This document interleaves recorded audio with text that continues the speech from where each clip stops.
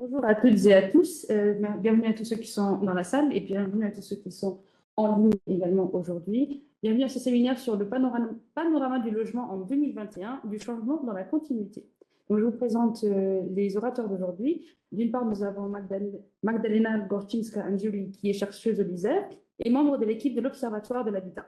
En tant que géographe sociale, elle s'intéresse aux facteurs qui influencent la satisfaction résidentielle des personnes, notamment celles habitant dans des logements abordables, le projet A-House cofinancé par le FNR. Elle a coordonné la mise en place de la première enquête logement abordable au Luxembourg en 2023. D'autre part, nous avons Antoine Pacou, qui est chercheur au LISER aussi et s'intéresse aux inégalités sociales liées à la détention du foncier et des logements. Il coordonne l'Observatoire de l'habitat ainsi qu'un projet de recherche comparant la structure de la détention foncière au Luxembourg et en France.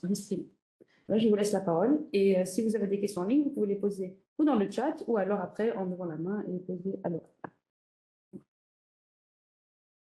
Mesdames, Messieurs, bonjour. C'est avec grand plaisir qu'on va vous présenter aujourd'hui notre étude sur la situation du logement au Luxembourg à partir de données du recensement de la population de 2021.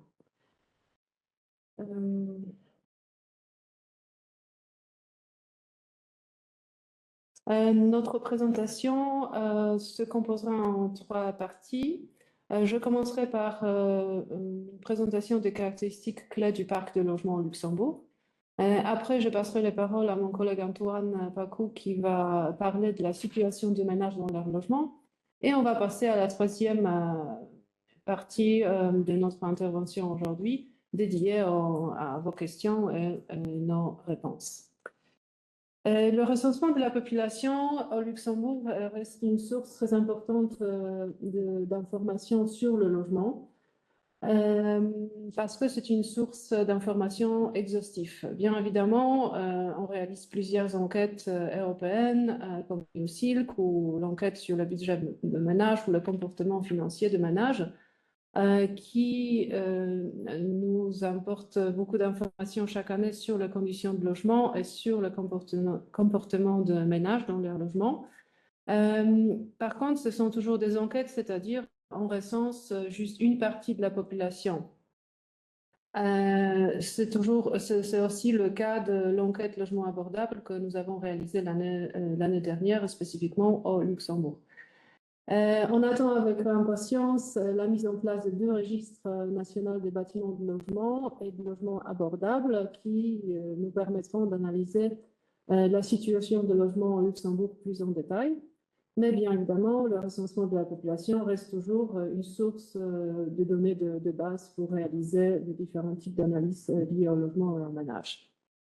Avant qu'on commence notre présentation, je souhaiterais juste attirer votre attention aux limites des analyses concernant le logement.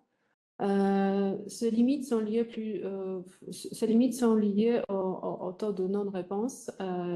Concernant quelques variables du recensement de la population, on a malheureusement rencontré le taux de non-réponse assez élevé, entre 20 et 24%.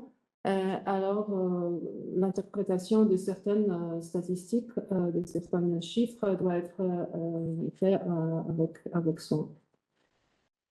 En ce qui concerne la typologie de logement en Luxembourg, je souhaiterais attirer votre attention à 3 messages principaux issus du recensement. Premièrement, en 2021, les appartements constituent 52,8% de tous les logements au Luxembourg, contre 45,9% pour les maisons et 1,2% pour les autres types de logements. Et ici, dans cette catégorie, on a principalement le ferme. Deuxièmement, si on compare comment la structure de logement a évolué entre les 2 derniers recensements, on voit très bien que la part des maisons a diminué depuis 2011. Par contre, on a toujours 54,2% d'individus en 2021 qui habitent la maison. On peut formuler une hypothèse que le ménage qui habite la maison, qui occupe la maison, sont les ménages composés de plusieurs personnes. alors que le ménage occupant les appartements sont probablement plus petits, composés ce sont des ménages d'une personne, deux, voire trois personnes. Mais tout ce qui concerne la typologie de ménage et leur évolution sera présenté dans une nouvelle publication du Statec en collaboration avec l'Université de Luxembourg de l'Isère après les vacances d'été, si je me rappelle bien. Le troisième information issue de nos analyses concerne la distribution de maisons et des appartements par commune. Donc, vous voyez les deux cartes à droite du slide. Sur la carte B, à droite, on voit la répartition des appartements. Donc ici, il n'y a pas grande surprise. Les appartements sont plus présents dans les communes, dans les villes et les communes les plus peuplées. Donc on voit ici le Luxembourg, les communes autour, ainsi que les communes au sud, Esch-sur-Alzette, Chifflange, Differdange, Echternach, La Niche, etc.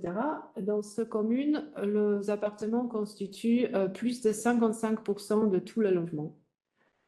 Sur la carte à gauche, on voit la distribution des maisons. Et ici, il n'y a pas beaucoup de surprises non plus. Donc, les maisons sont plus présentes dans les communes à l'est et à nord-ouest. Les communes un peu moins peuplées, moins urbanisées. Et la part des maisons dans ces communes est supérieure même à 75%. Les données du recensement nous ont permis aussi à l'identifier le processus du vieillissement du stock de maisons.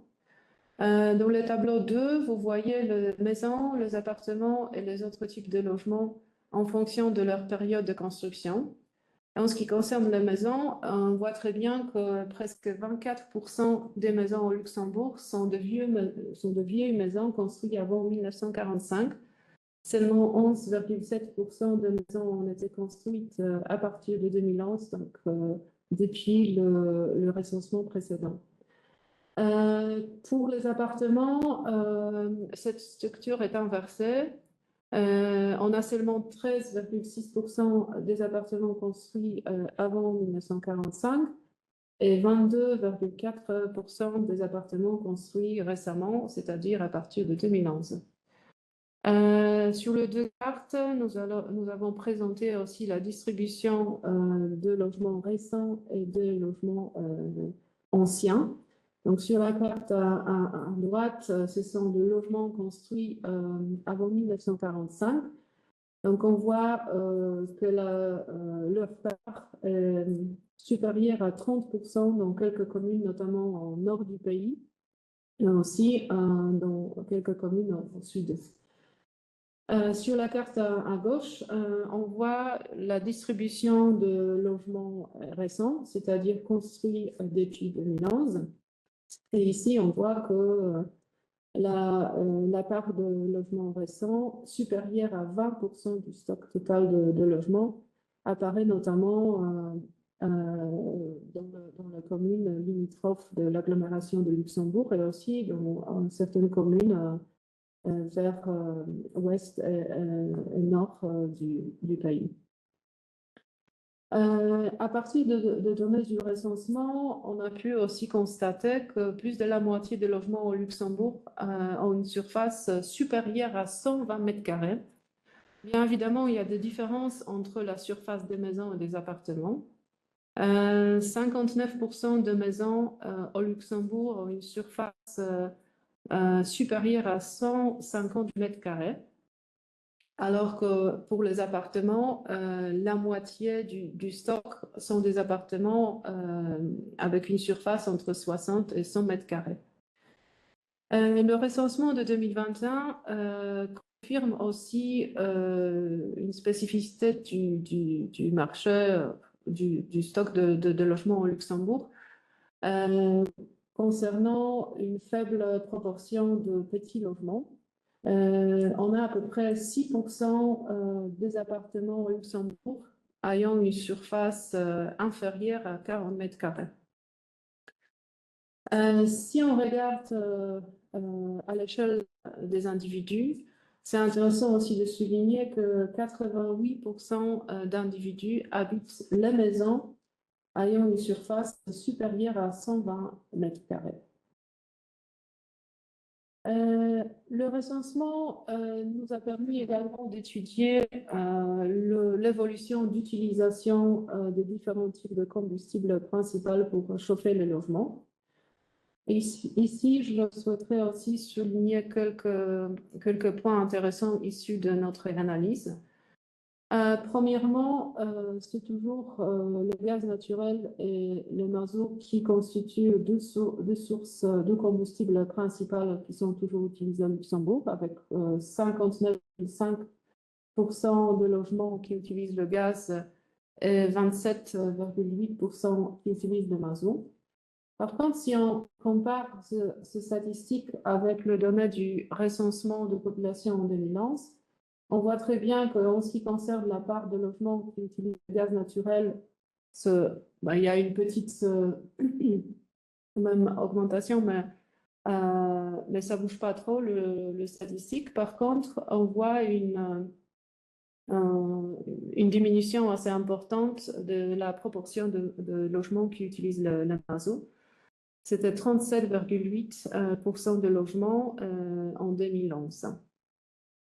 Parmi les logements qui utilisent toujours le mazout en 2021, ce sont plutôt les maisons, plus souvent les maisons que les appartements.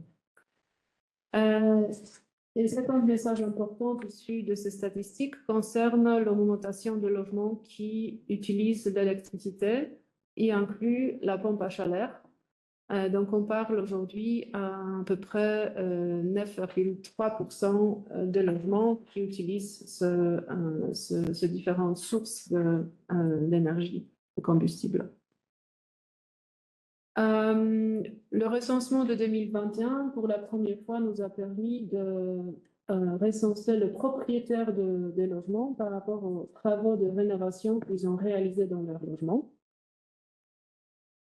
Si on regarde les différents types de travaux effectués par le propriétaire, ce sont plutôt les travaux liés à la rénovation énergétique, soit le change de fenêtres qui ont été déclarés par le propriétaire. Donc 29,2% pour les travaux énergétiques et 21,2% de propriétaires ont déclaré le changement de fenêtre. Ces deux différents types de travaux de rénovation ont été réalisés notamment dans le logement construit avant 2000.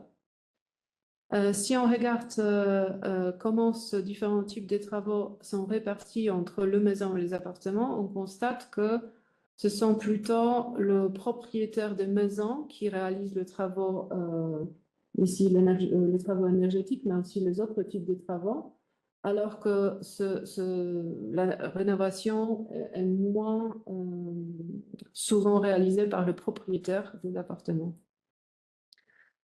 Enfin, le recensement de 2021 a interrogé aussi tous les répondants, donc le propriétaire, mais aussi le locataire ou les personnes logées gratuitement, par rapport à leur perception de besoin de rénovation.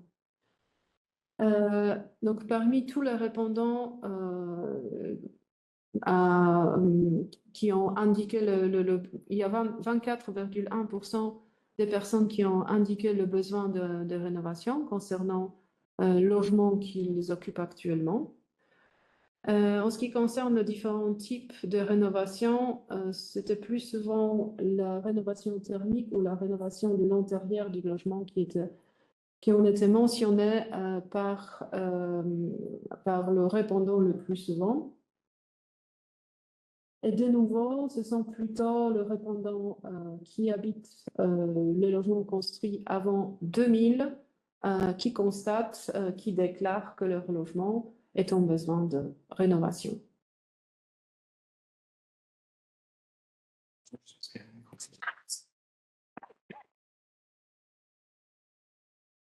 Ok, merci à tous. Merci à Magda pour la première partie. Moi, je passe à la deuxième partie qui s'intéresse plus particulièrement à la situation des ménages dans leur logement.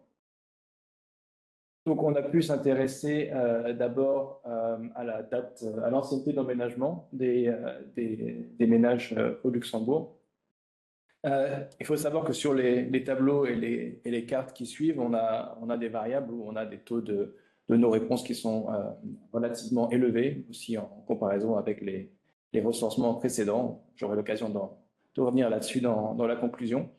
Alors, si on s'intéresse d'abord aux deux cartes à droite, on voit d'un côté les ménages qui vivent dans le même logement depuis 20 ans ou plus, à gauche, et les ménages qui vivent dans leur ménage depuis 2 ans ou moins à droite. Alors, on voit par exemple que dans les grandes villes, Luxembourg, Esch et différentes, etc., on a à peu près une vingtaine de pourcents de la population qui vit dans leur logement depuis moins de 2 ans. Mais on sait de par exemple, les observatoires sociaux qui sont menés par le LISER dans les villes de Luxembourg, d'Esch, etc., qu'on a une rotation de la population qui est beaucoup plus importante que ça. Donc on peut imaginer que ces chiffres sur la carte de droite, surtout, sont une estimation basse du nombre de résidents qui sont là depuis peu de temps. Et qu'en vérité, on a quand même une population beaucoup plus importante qui vit dans ces villes pendant de courtes durées et qui sont arrivés à Luxembourg depuis très peu de temps. Alors, si on s'intéresse maintenant au tableau 15, qui fait un croisement entre l'ancienneté d'emménagement et le statut d'occupation, donc à savoir si quelqu'un est propriétaire, logé gratuit, locataire à loyer réduit ou locataire à loyer normal, donc sur le marché privé. On voit que ce tableau qui est généré qu'en regardant les ménages qui ont effectivement répondu au recensement, donc on a une partie importante des ménages du Luxembourg qui ne sont pas dans ce tableau, mais ça donne quand même une indication des différences qui existent entre les populations qui sont dans différents types de statuts d'occupation. On voit qu'une grande partie des locataires ont emménagé au cours des 5 dernières années dans leur logement, donc 65%, alors que pour les propriétaires, ce n'est que 27%. Donc on a vraiment une différence, c'est assez intuitif. Les gens qui sont dans le marché locatif sont dans leur logement pendant moins longtemps. Si on s'intéresse maintenant à ceux qui sont dans le logement depuis très longtemps, on voit qu'il y a par exemple 38% des propriétaires qui ont emménagé avant 2001, alors que c'est seulement le cas pour 5% des locataires du marché privé et 10% des locataires du marché à taux réduit. Donc en fait, on voit, il y a d'un côté les propriétaires qui sont dans leur logement depuis plus longtemps, et les locataires de marché privé qui sont là depuis moins longtemps, et les logés à titre gratuit et les locataires qui payent un loyer réduit sont un petit peu en position intermédiaire. On voit une gradation de la fixation dans l'espace de ces ménages par statut d'occupation. Si on s'intéresse maintenant à la densité d'occupation des ménages dans leur logement, donc ça c'est un calcul relativement simple, on prend la surface qui a été renseignée par le ménage dans leur logement et on divise cette surface par le nombre d'individus qui y vivent et on compte de manière égale les adultes, les enfants. Donc voilà, un ménage qui habite dans un ménage par personne. Et on voit que 27% des ménages disposent de plus de 80 mètres carrés par occupant dans leur logement. Et le tableau 16 nous montre qu'il y a encore une fois des grandes différences par statut d'occupation. Donc les propriétaires, la grande majorité d'entre eux habitent dans des logements qui leur offrent 60 mètres carrés ou plus par occupant. Non, 40 mètres carrés ou plus par occupant, avec une très grande partie d'entre eux ayant plus de 80 mètres carrés par occupant, donc 32%. Si on s'intéresse aux locataires du marché privé, la majorité d'entre eux ont des densités d'occupation qui sont entre 20 et 60 mètres carrés par habitant, et il y a relativement peu d'entre eux qui habitent avec des très grandes surfaces dans des appartements. Encore une fois, il faut se rappeler que ces données qui sont présentées dans les tableaux ici ne prennent en compte que ceux qui ont effectivement répondu au recensement. Encore une fois, on sait que le marché locatif, où il y a une très grande rotation, est composé surtout de petits appartements. Il y a aussi un phénomène grandissant au Luxembourg qui est la location de chambres dans la colocation, dans le co-living, où par définition, les occupants vivent dans une chambre qui fait moins de 20 mètres carrés. Donc, encore une fois, la carte de gauche, par exemple, qui montre la part de ménages qui vivent dans des logements avec moins de 30 mètres carrés par occupant, il faut imaginer que ce sont des limites basses, qu'il y a probablement, surtout dans les grandes villes, un nombre plus important de ménages qui vivent avec moins de 30 mètres carrés par occupant. On voit dans la carte de droite qu'il y a néanmoins au Luxembourg un grand nombre de ménages dans des zones moins densément peuplées qui ont beaucoup d'espace par personne. Donc on a des pourcentages de plus de 35% des ménages qui vivent avec plus de 80 mètres carrés dans la couronne autour de Luxembourgville et dans les zones plus rurales à l'ouest, à l'est et au nord. Alors, si on reste sur cette densité d'occupation et qu'on regarde un petit peu les choses par un autre versant, qui est celui du statut migratoire de la population du Luxembourg, on peut regarder comment est distribué cet espace par personne selon 4 grands groupes qui représentent 99% de la population au Luxembourg. Et ces groupes sont générés en croisant le lieu de naissance des parents et la nationalité de la personne de référence du ménage. Donc on a par exemple les ménages où un ou deux des parents sont nés au Luxembourg et où la personne est luxembourgeoise. On a les ménages avec 2 parents nés à l'étranger mais dont la personne a la nationalité luxembourgeoise. Et puis on a 2 groupes qui n'ont pas, la personne de référence n'a pas la nationalité luxembourgeoise et n'a pas de parents nés au Luxembourg. Et on voit aussi des différences ici si la personne de référence a la nationalité de l'Union européenne ou en dehors de l'Union européenne. Et on voit à quel point on a une stratification sociale dans le logement par rapport à cette dimension du statut migratoire. Elle apparaît le plus clairement dans la colonne tout à droite où on s'intéresse à ceux qui ont plus de 80 mètres carrés par occupant dans le ménage, où on passe de 41% pour ceux qui sont luxembourgeois avec au moins un parent luxembourgeois, à 9% pour ceux qui ont 2 parents nés à l'étranger et qui sont de nationalité non européenne. Mais cette gradation se retrouve dans chaque colonne de ce tableau, et on voit que du côté de ceux qui ont moins de 30 mètres carrés par occupant, on a la situation inverse, où c'est ceux qui sont, disons, plus éloignés géographiquement du Luxembourg et de l'Union européenne en termes de statut migratoire, qui ont des ménages où les ménages sont plus fréquemment logés dans des petites surfaces par occupant.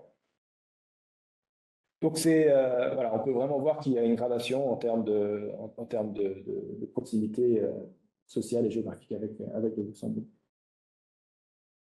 La dernière chose sur laquelle on s'est penché dans ce recensement concerne le loyer payé par le locataire. Alors là, il faut dire qu'on a encore un échantillon plus réduit parce que, comme je le montrerai dans les conclusions, il semble probable qu'une grande partie de ceux qui n'ont pas répondu au recensement de 2021 sont des locataires. Donc ici, les traitements qui suivent ne concernent que les locataires qui ont effectivement répondu à cette question. On peut déjà regarder un petit peu la distribution des loyers en considérant si la personne paye un loyer normal ou un loyer réduit. Ici, bon, il y a disons pas de surprise dans le sens que on voit ce qu'on attend, que ceux qui sont sur le marché normal, donc ceux qui ont un contrat de bail privé, ont des loyers qui sont plus élevés que ceux qui ont un loyer réduit. Donc les locataires du marché privé ont un loyer qui est pour la plupart compris entre 10 et 25 euros par mètre carré. Ceux qui payent un loyer réduit ont pour la plupart un loyer qui est en dessous de 15 euros par mètre carré. Donc cette distribution, elle montre quand même qu'il y a une différence importante de niveau entre ces 2 marchés et justifie de cette façon la présence d'un marché locatif qui permet à des populations moins aisées de se loger au Luxembourg. Sur la carte de droite, vous voyez la distribution géographique de ceux qui payent un loyer faible sur le marché privé. Donc là, on n'est que sur ceux qui payent un loyer sur le marché privé.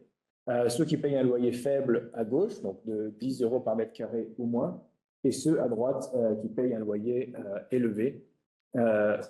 qui est de 25 € par mètre carré ou plus. Je me répète, mais encore une fois, on est sur un échantillon de locataires. On rate sûrement des locataires qui sont à Luxembourg et à Esch, où les loyers tendent à être plus élevés.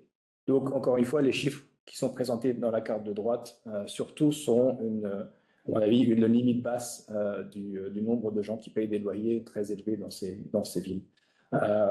De par l'Observatoire de l'habitat, on observe les loyers annoncés et on voit effectivement beaucoup d'offres qui ont des loyers de plus de 25 € par mètre carré.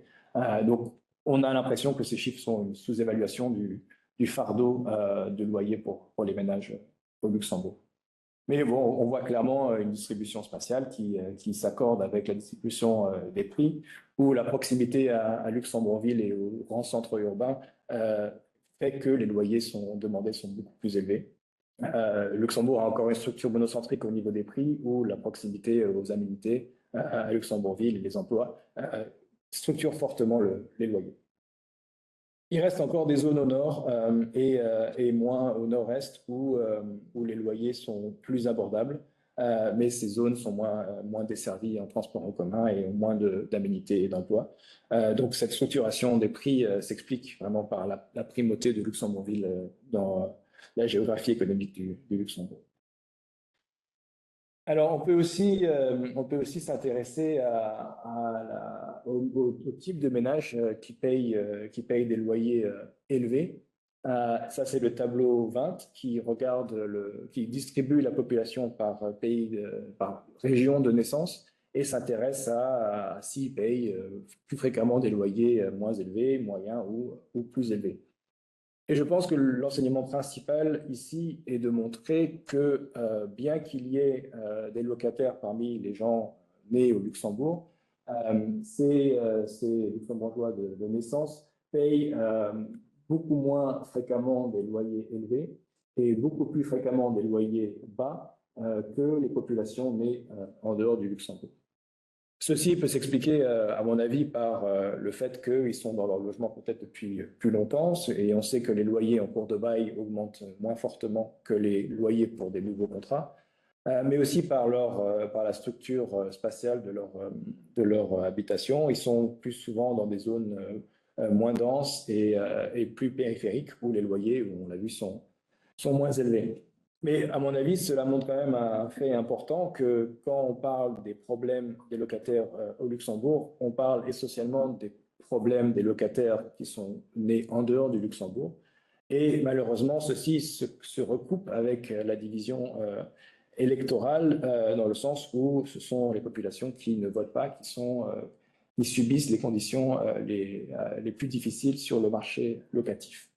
Donc, c'est un peu une alerte sur le fait que la population qui vote n'est peut-être pas au courant des difficultés des locataires qui ne sont pas nés au Luxembourg parce qu'eux-mêmes ne connaissent pas une situation similaire sur le marché locatif.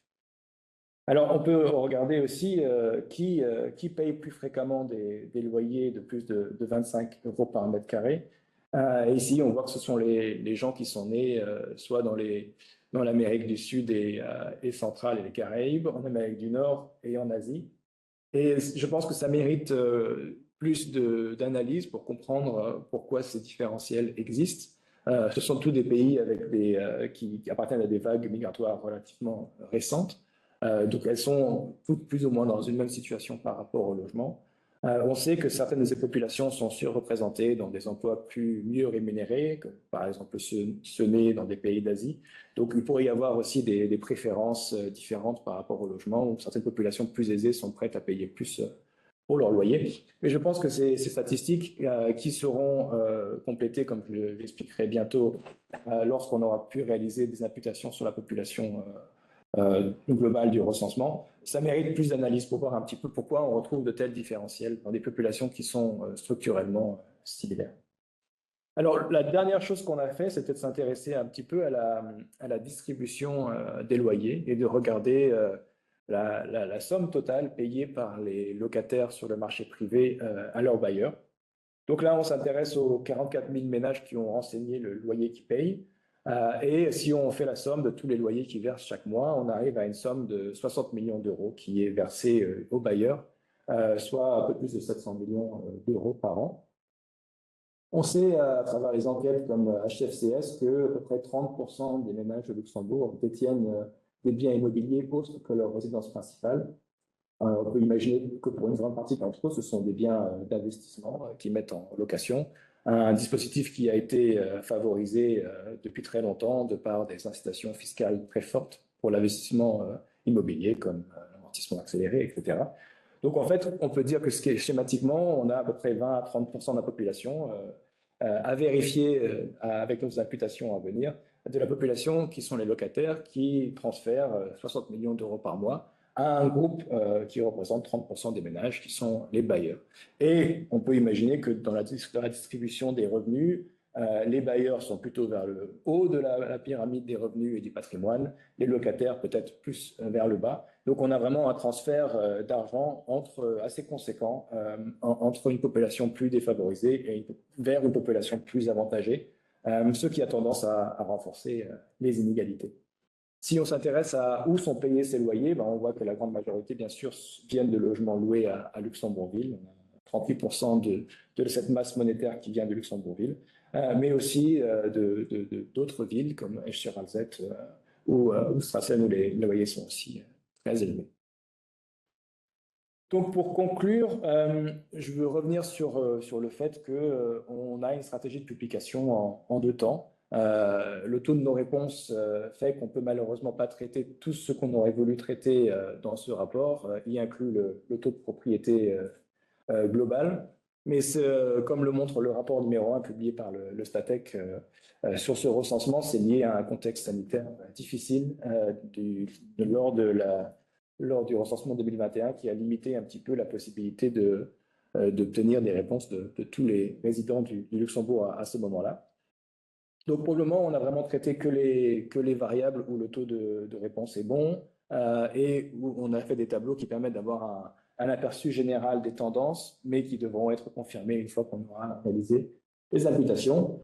Et ces imputations seront faites par le LISER avec un soutien du Statec dans les prochains mois, en utilisant les données qui ont pu être collectées de sources administratives pour nous donner l'indication de quelles sont les caractéristiques des ménages qui n'ont pas répondu.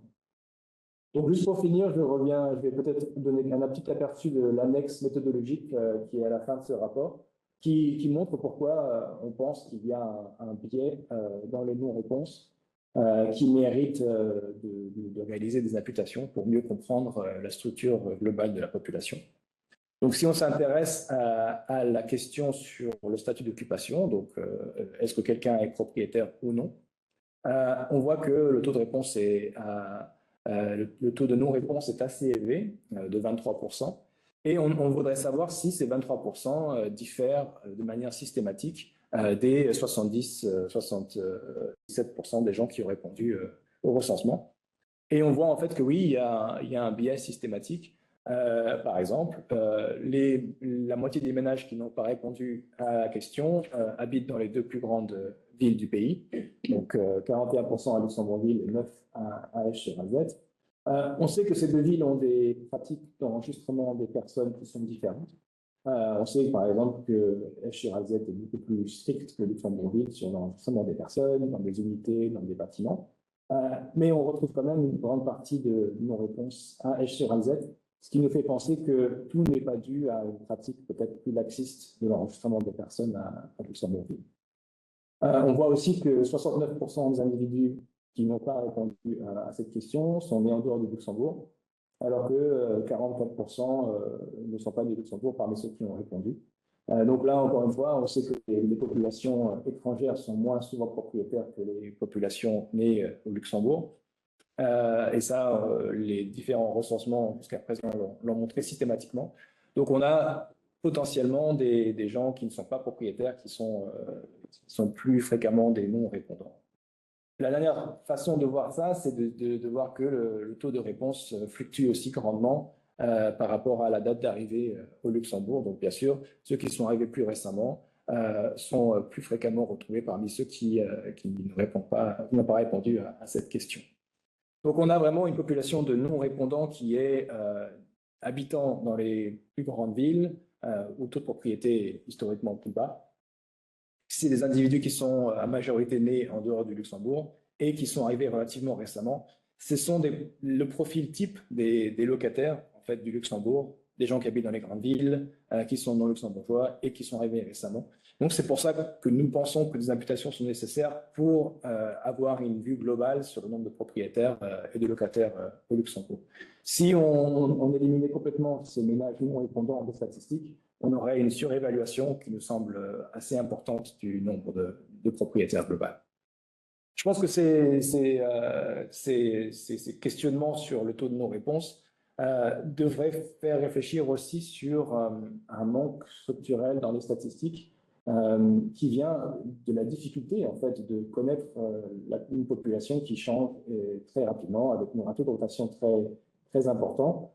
Et donc, il faut aussi se pencher sur le fait que peut-être qu'on a toujours surévalué, par exemple, le taux de propriétaires, parce qu'on a toujours eu des locataires qui restaient très peu de temps, qui se désenregistraient pas au niveau de la commune, et que donc une population qui croît très rapidement avec un taux de rotation important, ça crée une situation très difficile pour les statisticiens et pour les chercheurs qui essayent d'exploiter les statistiques pour comprendre les caractéristiques des ménages. Donc, je pense que ce recensement est une opportunité aussi pour réfléchir à comment pourrait-on améliorer la compréhension de la population. Et c'est pour ça que les registres administratifs mentionnés au tout début par ma collègue Magdalena, comme le RNBL et le RENLA, nous offriront bientôt aussi une autre assise pour comprendre la population du Luxembourg.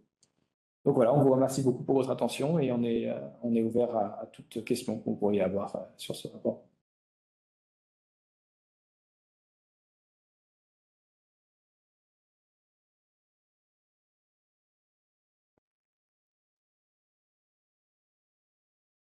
Des questions dans la salle?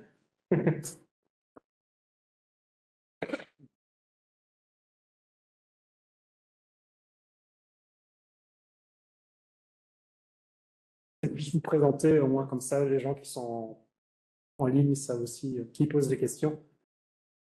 Ok, moi j'ai quelques questions par rapport à la méthode, ou les méthodes, disons, mais plutôt des questions de précision. Mon nom est Mathias Mike, je travaille au ministère du Logement. Par rapport aux personnes qui vivent dans le co-living, ou qui vivent qui ne sont pas des ménages sociaux dans le sens qu'ils ne composent pas une famille, dans le sens plus classique du terme, mais qui habitent ensemble soit par nécessité économique ou soit par décision de vouloir vivre ensemble, alors qu'ils sont seuls et qu'ils sont seuls responsables de leur ménage économique, dans ce sens, et qui constituent donc aussi un ménage fiscal en personne individuelle. Comment est-ce que ce genre de ménages sont traités dans le recensement et est-ce que les données qui ont été collectées vont permettre de mieux comprendre ce type de ménages et de mieux comprendre également leur poids dans la population totale et certainement pas le mouvement qu'il y a dans ce type de ménage puisque ce n'est qu'une seule enquête qui a été faite. Peut-être je passe la main à François Oui. pour dire que le côté ménage, on n'a pas pu le traiter ici. C'était une stratégie de dissimulation, de dire qu'il y aura un rapport spécifiquement sur les ménages. Donc nous, c'est une question qui nous intéresse aussi grandement. Donc on espère que dans cette publication ménage, on pourra identifier ces types d'éléments. Alors, donc, je suis François Cotier, responsable du recensement au STATEC, donc je vais me permettre de répondre à la question. Donc, la définition qu'on a retenue, et c'est la définition qui est préconisée par Eurostat, c'est qu'il y a une identité entre ménage et logement. Donc, c'est-à-dire que toutes les personnes qui seraient en colocation, si on peut appeler ça comme ça, vont former un seul ménage et seront du type un ménage non familial. Mais ça peut regrouper aussi d'autres personnes. Donc, imaginons un frère et une sœur qui vivent ensemble seraient repris dans la même catégorie de ménage que 3 ou 4 personnes qui seraient colocataires. Donc, le recensement ne permet pas de repérer les vraies colocations par rapport à d'autres pas typologie, mais d'autres, en tout cas, relations entre les personnes du ménage. Donc, malheureusement, ça, c'est pas la définition qui a été retenue dans le cadre de ce recensement. On avait essayé en 2011 d'étudier justement ce phénomène. Donc en 2011, on pouvait avoir plusieurs ménages dans un logement, mais ça a été largement, je pense, sous-estimé. Donc il faut savoir qu'à l'avance, on ne sait pas forcément combien de ménages il va y avoir dans le logement. Donc les agents recenseurs qui font le travail sur le terrain ne savent pas s'ils doivent déposer un questionnaire ou deux ou trois, imaginons s'il y a 3 ou 4 personnes qui seraient colocataires. Et donc, voilà, c'est pour ça qu'ici, il a été décidé de revenir aux anciennes définitions, et c'est celle qui est préconisée par Eurostat, d'avoir identité entre ménage et logement. Donc, malheureusement, les données du recensement ne permettront pas d'étudier le phénomène de colocation. Vous n'avez pas recensé les relations familiales? On a les relations familiales, on pourrait essayer d'estimer en tout cas cela, mais est-ce que c'est vraiment des colocations? Enfin voilà, c'est toujours, mais ça permettrait effectivement peut-être d'estimer, mais à voir en termes de résultats, qu'est-ce que c'est dans. En tout cas, tous ces ménages de colocation sont repris dans un même groupe de ménages, donc entre guillemets, on sait qu'ils font partie uniquement de ce type de ménage et pas dans d'autres. Donc ça permettra quand même je pense, donner en tout cas un aperçu, mais voilà.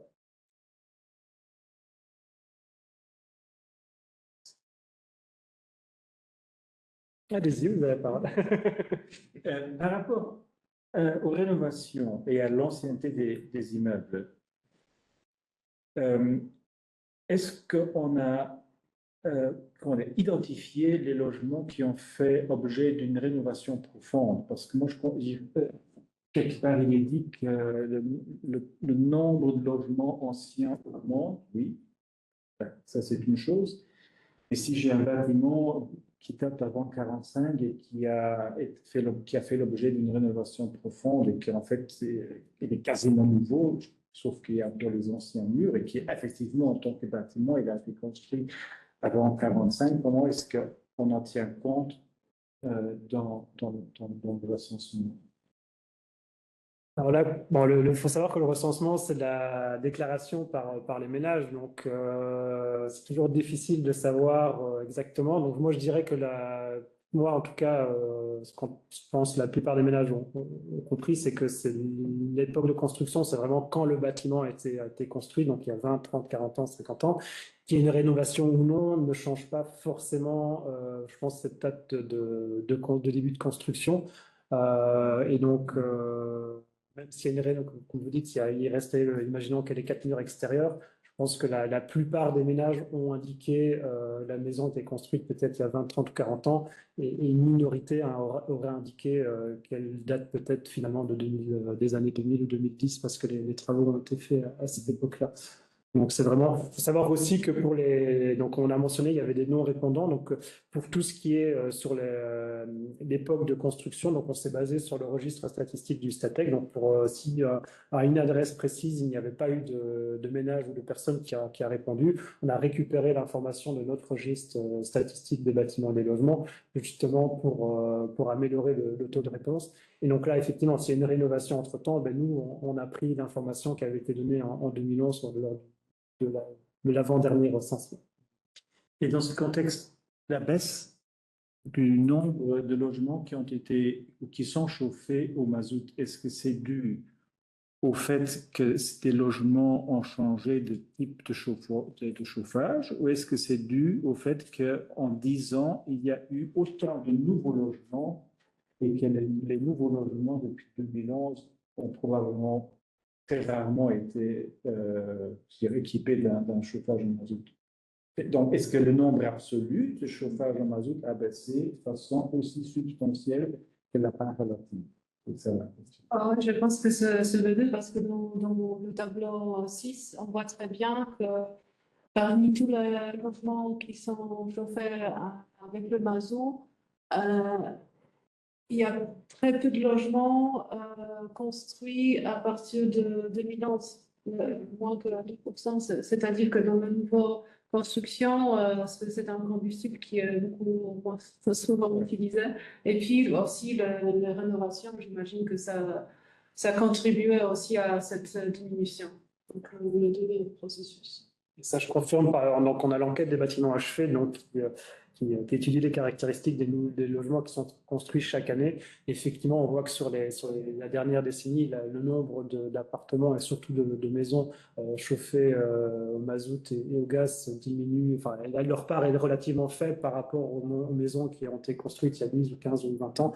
Donc, mais effectivement, je pense qu'il y a une part de rénovation aussi et qui va continuer à augmenter aussi.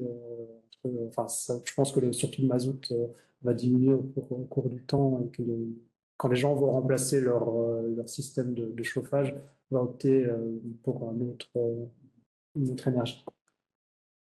Et c'est surtout les pompes à chaleur. Quand on regarde vraiment, là, c'est plus les données de recensement, mais si on regarde les statistiques des bâtiments achevés, c'est surtout les pompes à chaleur qui priment aujourd'hui dans les nouveaux logements.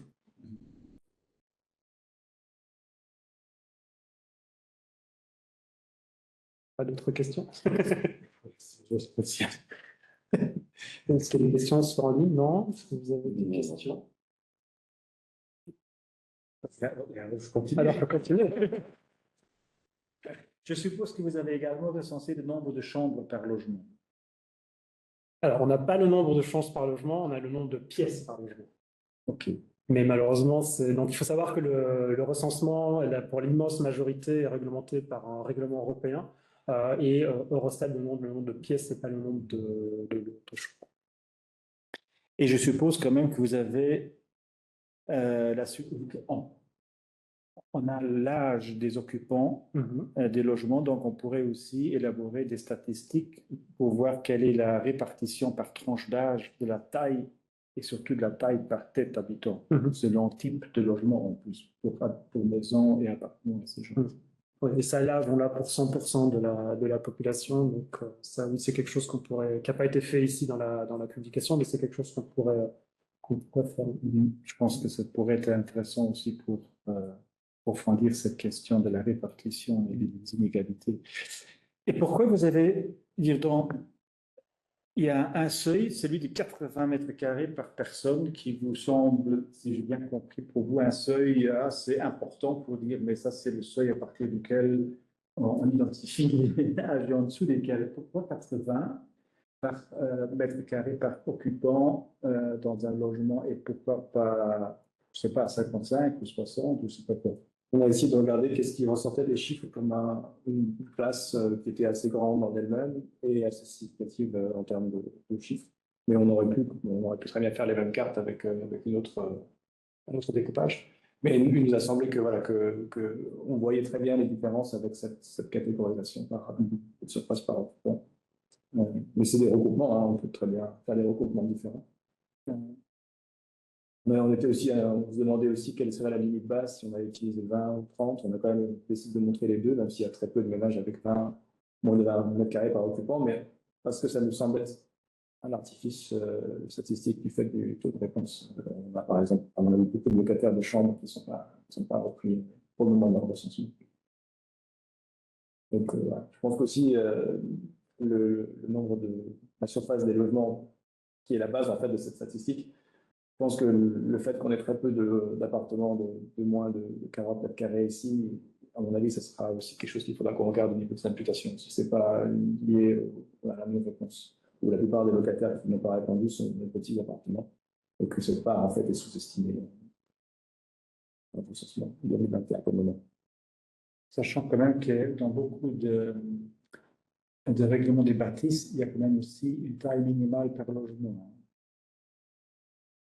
Et qui très souvent, je pense, se situe à 40 mètres carrés, si je me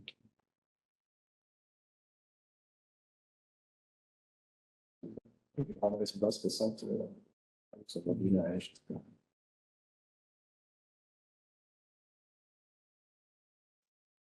Il y en a aussi des qui sont classés dans l'appartement aussi, si je dis pas de bêtises. Il y a aussi ce qu'on appelle les chambres à café, donc des personnes qui louent une chambre au-dessus d'un café, où là la surface est relativement limitée. C'est un peu comme des étudiants, c'est vraiment souvent avec une salle de bain peut-être qui est même sur le palier pour l'ensemble des gens qui résident.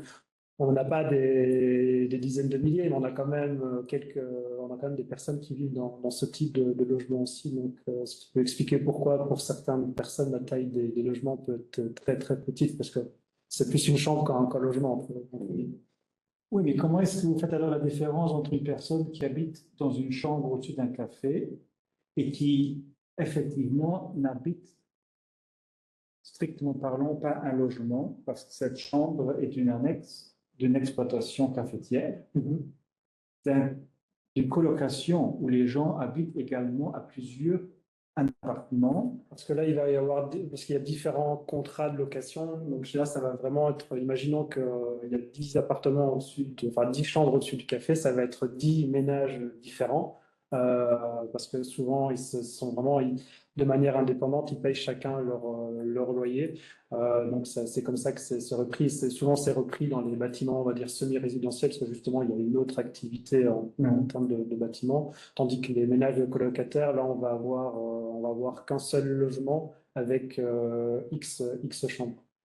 Le co-living, c'est structurellement similaire aux chambres à café. Parce que chaque locataire d'une chambre dans une unité de co-living a un contrat de bail séparé avec le bailleur ou l'investisseur. Donc, ça, ce serait intéressant de creuser un peu plus pour différencier la colocation, où il y a, vous voyez, un contrat de bail qui est partagé pour plusieurs personnes dans un appartement, et les nouvelles formes de logement qui apparaissent où on a vraiment des chambres à café de luxe, en fait. On a tout un marché qui se développe de chambres à café qui sont en destination des expats, des jeunes qui viennent justement pendant peu de temps. Et je ne suis pas du tout spécialiste du domaine, mais est-ce qu'il n'y a pas aussi, il ne pourrait pas y avoir aussi, et je ne sais pas quelle serait la part, entre une personne qui aurait le contrat de location qui sous-louerait sans que le propriétaire soit forcément au courant. Voilà. Je ne sais pas si vous avez une idée un peu du phénomène ou pas. C'est très dur. Parce que je peux m'imaginer que ça doit exister. Ça doit exister. Mais est-ce que c'est un pourcentage infime ou malheureusement peut-être plus grand ça, La sous-location peut évidemment aussi se faire avec l'accord du propriétaire. Oui. Le propriétaire peut tout aussi bien dire, mais occupe-toi de tout ça, moi je ne m'en occupe pas, mais moi je veux juste avoir le loyer. Et toi, tu peux louer 3 chambres à 3 personnes différentes.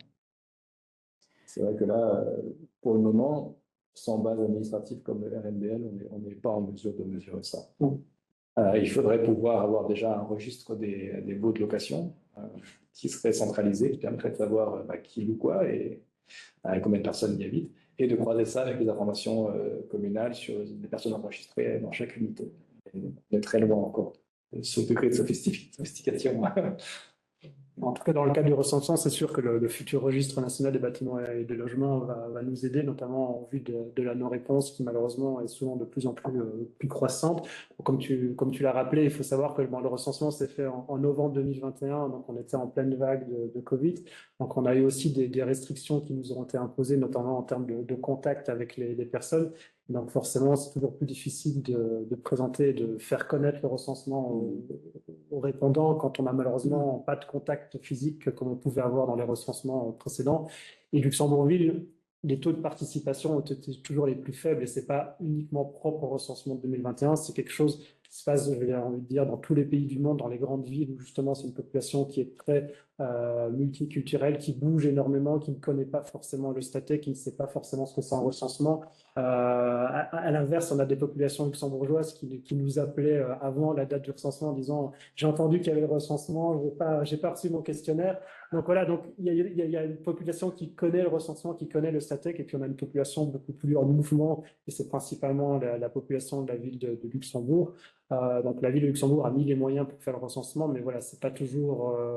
on a des agents censeurs, donc on avait aussi une liste de personnes qui étaient recensées. Et puis quand on arrive devant le bâtiment, sur les boîtes aux lettres, c'est d'autres noms de personnes, etc. Donc voilà, entre la réalité du registre et la réalité sur le terrain, c'est aussi, et je pense que là, les différences les plus importantes sont dans la ville de Luxembourg, dû au fait que la population est en perpétuel mouvement par rapport à d'autres villes où c'est un peu plus calme. C'est là que c'est intéressant, je crois, de s'interroger sur ce manque structurel dans la statistique, dans le sens qu'on a toujours une partie de la population qu'on n'arrive pas à capturer, quelle enquête qu'on fasse, qu'elle soit exotique comme un recensement, ou ponctuelle comme celle de Magdalena ou d'autres européennes. Donc il y a toujours cette population qui est là, qui habite au Luxembourg, qui est locataire, mais qui échappe complètement aux statistiques. Donc c'est pour ça que je pense que c'est intéressant de réfléchir à ce que le taux de propriété n'a pas toujours été surévalué. ces derniers temps, même 2011, même avant, par exemple. Donc, on s'intéresse toujours à quelle est la propriété aujourd'hui, mais je pense qu'il faudrait qu'on regarde aussi, peut-être qu'on l'a toujours surestimé. On se demande toujours où habitent tous les gens à Luxembourg, mais c'est parce qu'il y a tous ces parcs de logement à très court terme qui n'est pas répertorié. Moi, j'ai une dernière remarque. Je me suis permis de lire le document que Antoine m'avait envoyé. Au niveau. Voilà, donc il y a cette réflexion sur pourquoi est-ce que dans les appartements, il y a apparemment moins, ou manifestement moins, ou un besoin de rénovation plus important exprimé, un besoin exprimé plus important. Il y a plusieurs hypothèses qui ont été faites. Moi, je pense qu'il faudrait notamment aussi mentionner là le fait que dans un appartement qui en général fait partie d'une copropriété, la décision de pouvoir faire une rénovation dépend de la copropriété et donc d'un accord plus large. Et c'est ça qui est un énorme problème, un énorme handicap au niveau des travaux d'amélioration ou des rénovations qui sont à faire dans l'église. C'est un point que je pense qu'il faut considérer à l'avenir beaucoup plus. Surtout si les propriétaires n'y habitent pas. Oui. Alors, ils ont pas vraiment intérêt à s'amener. Ce qui évidemment devient de plus en plus fréquent, même pour des copropriétés construites plus anciennement. Ah oui, absolument.